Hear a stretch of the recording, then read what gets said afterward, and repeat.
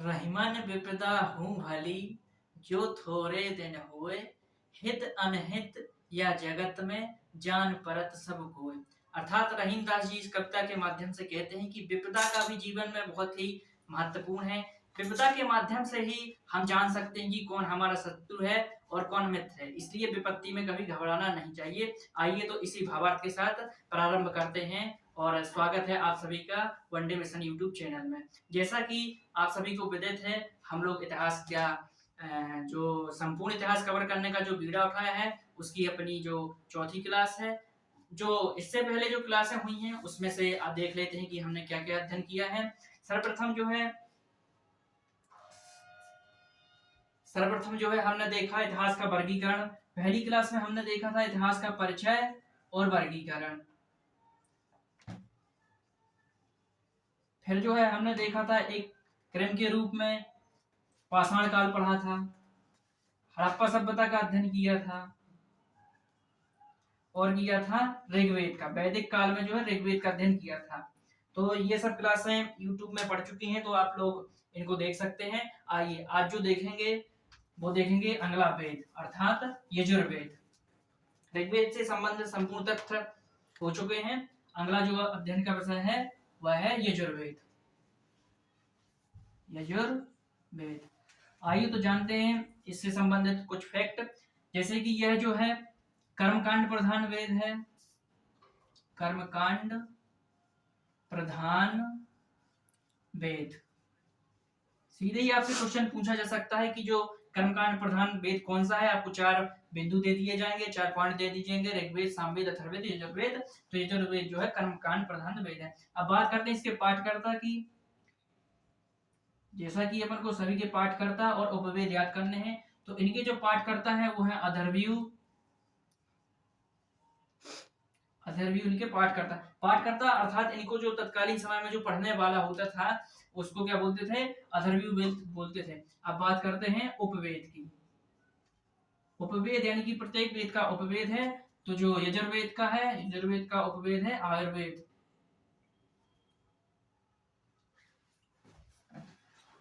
Sorry, धनुर्वेद इसका उपवेद जो है धनुर्वेद है। धनुर्वेद इसका उपवेद है। अब बात करते हैं सामवेद की।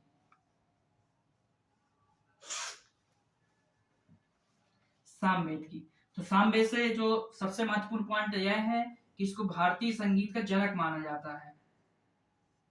भारतीय संगीत का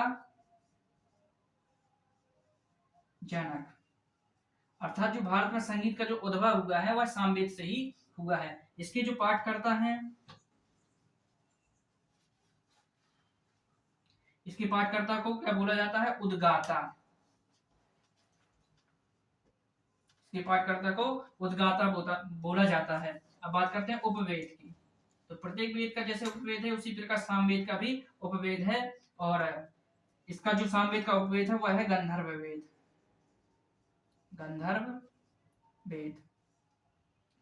इसके जो मूल रचनाएं हैं वो कहां से ली गई हैं, अधिकांशतः वो ऋग्वेद से ली गई हैं। क्योंकि इन सभी की भाषा संस्कृत ही है, ये तो जानना आवश्यक नहीं है। अब बात करते हैं जो आखिरी वेद है अथर्ववेद। तो अथर्ववेद में जो प्रमुखता वर्णन मिलता है वह काय का मिलता है, वो है जैसे जादू टोना,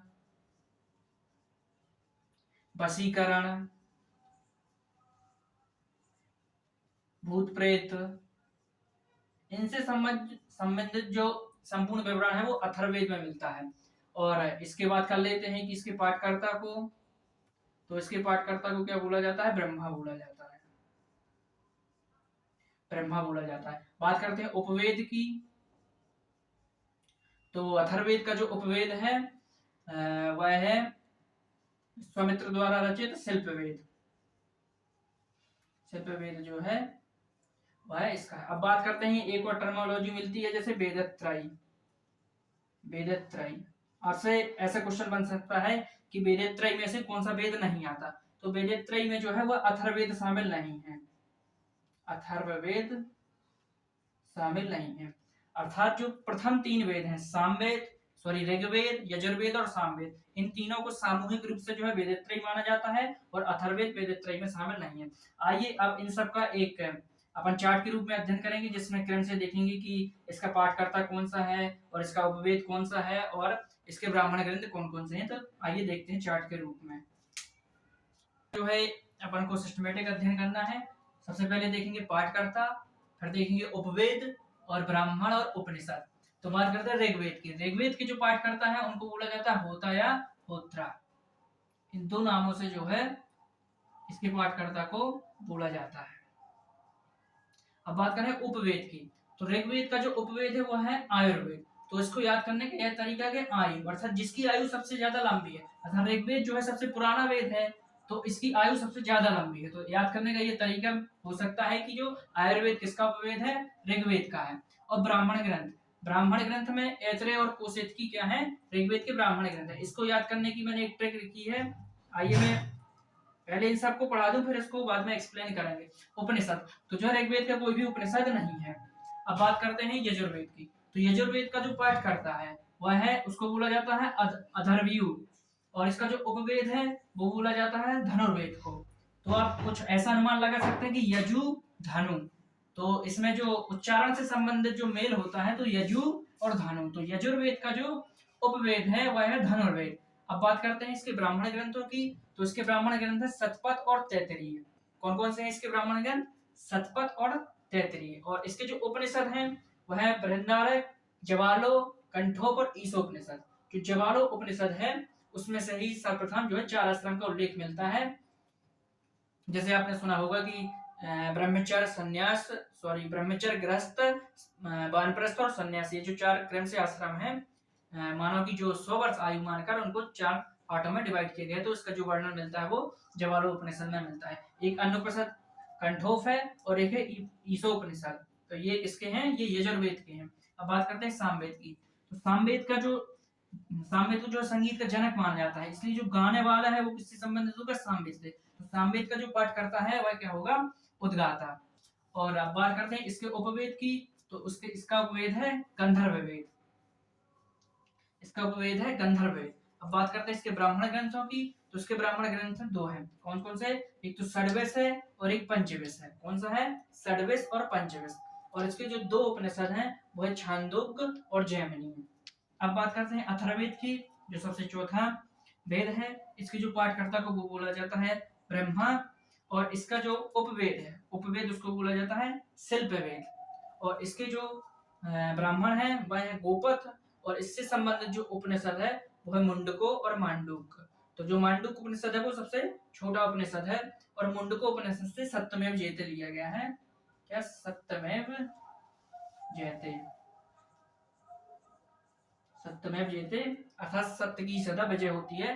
तो इसका जो उल्लेख मिलता है वो कहां से, मुंडको उपनिषद से मिलता है। तो ऐसा भी क्वेश्चन बन सकता है कि सत्यमेव जयते का उल्लेख किस वेद में है। अगर वेद पूछा जाए तो अथर्ववेद, और अगर उपनिषद पूछा जाए तो मुंडको उपनिषद। आइए अब देख लेते हैं, मैंने जैसे कहा था आप लोगों को कि ब्राह्मण ग्रंथ से संबंधित ट्रैक, तो इसकी जो ट्रैक होगी वो एके होगी, एसटी होगी, एसपी होगी, कोपथ होगी। तो एके, इनको याद करने के लिए नामों को अपन इमेजिंग कर लेते हैं। इसे एके अर्थात अशोक कुमार मान लेते हैं कि अशोक कुमार एसटी का था, एसपी बना और गोपाल नाम से फेमस हुआ। क्या कह सकते हैं, अशोक कुमार एसटी का था, एसपी बना और गोपाल नाम से फेमस हुआ। क्योंकि इनका क्रम याद रखना होगा आपको कि ऋग्वेद आएगा, फिर यजुर्वेद, फिर सामवेद और अथर्ववेद। एक एक को जैसे आपने देखा है, यहाँ लिखा है ऐत्रेय और कौशिकी, एसटी का हो जाएगा सतवेद तैत्तिरीय, और एसपी का हो जाएगा षड्वेश और पंचवेश, और गोपाल से गोपथ हो जाएगा। तो ऐसे अपन इनके याद कर सकते हैं ब्राह्मण। अब बात कर लेते हैं एक दो और बिंदु हैं जिन पर अध्ययन करना है। इसे बात कर लेते हैं वेदांगों की। तो वेदांगों की ये हुई वेदों को समझने के लिए बनाए गए हैं, और वेदांगों की संख्या 6 है। कितनी है, 6। तो आपसे सीधे ही क्वेश्चन पूछा जाएगा कि इनमें से कौन सा वेदांग नहीं है। तो आइए इसको भी एक ट्रिक के माध्यम से कवर करने की कोशिश करते हैं। तो इसकी जो ट्रिक रहेगी, निशी कब छा जाए, निशी कब छा जाए। तो नी से रहेगा निरुक्त,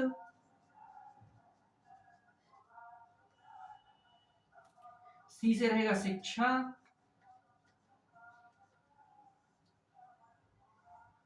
बात करते हैं का से रहेगा कल्प, इस बा से रहेगा व्याकरण, छा से रहेगा छंद, और आ से हो जाएगा छंद, और जा से हो जाएगा ज्योतिष। ज्योतिष। तो ये 6 जो है वेदांग है। आइए एक बार फिर से देख लेते हैं। इसकी ट्रैक मैंने लिखी है, निसी काब छा जाए। तो ना से ना में छोटी की मात्रा लगी है, ये होगा निरुक्त। सा से हो जाएगा शिक्षा, का से हो जाएगा कल्प, बा से हो जाएगा व्याकरण, छा से हो जाएगा छंद, और जा से हो जाएगा ज्योतिष। तो जैसे ही आप इसको एक बार रिपीट करते हैं, निसी कब छा जाए, आप इसको एक्सप्लेन नहीं कर पाएंगे, सीधा ही क्वेश्चन बनेगा कि इनमें से कौन सा वेदांग नहीं है। तो आप इसको आसानी से कर सकते हैं। अब एक और बिंदु बचा है जिस पर थोड़ा सा अध्ययन करना बाकी है। बात करते हैं पुराणों की। पुराणों की तो पुराणों की सबसे पहले बात करते हैं कि इनके संकलनकर्ता कौन है। तो लोमहर्ष व उग्रश्रवा। उग्रश्रवा ऋषि जो है इसके संकलनकर्ता माने जाते हैं। अब बात करते हैं पुराणों की संख्या की। तो पुराणों की संख्या जो है 108 मानी गई है। इनमें जो है विभिन्न राजाओं की वंशावली मिलती है। तो इसमें से मूलतः ये क्वेश्चन ही पूछा जाता है कि अगर पुराण कितने हैं, तो इनकी संख्या जो है 108 है। तो बताइएगा आप लोगों को वीडियो कैसी लगी। अगली जो क्लास होगी उसमें हम देखेंगे महाजनपद। चलिए तो मिलते हैं, धन्यवाद। सॉरी, वो थोड़ा एक मिस्टेक हो गया। ये जो 108 संख्या है यह उपनिषदों की संख्या होती है। पुराणों की संख्या जो है 18 होती है। तो जैसे आपने सुना होगा मत्स्य पुराण, मत्स्य पुराण ये जो है सर्वाधिक प्राचीन पुराण है, सर्वाधिक प्राचीन है। अब बात कर लेते हैं नवीन की। तो गरुड़ पुराण जो है, गरुड़ पुराण यह जो है सबसे नवीन है। आपने देखा होगा अक्सर अपने जो हिंदू धर्म है उसमें अगर किसी की मृत्यु वगैरह हो जाती है तो उसके बाद जो है उस स्थान पर जो गरुड़ पुराण का आयोजन किया जाता है, जहाँ पर एक व्यक्ति आराम से बैठकर जो है उसका पाठ करता है। तो देखिए कि जो पुराणों की संख्या है वो 18 है। चलिए तो फिर मिलते हैं अगली क्लास में महाजनपदों के साथ। धन्यवाद।